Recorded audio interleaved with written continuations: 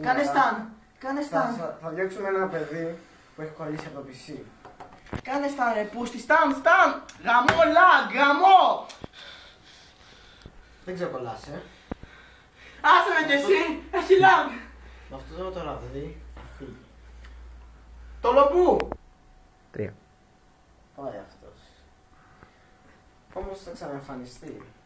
Αλλά τα πράγματα δεν εμφανίζονται ξανά. Γι' αυτό το PC θα πάρει και αυτό το λομπού. Και εσύ το λομπού!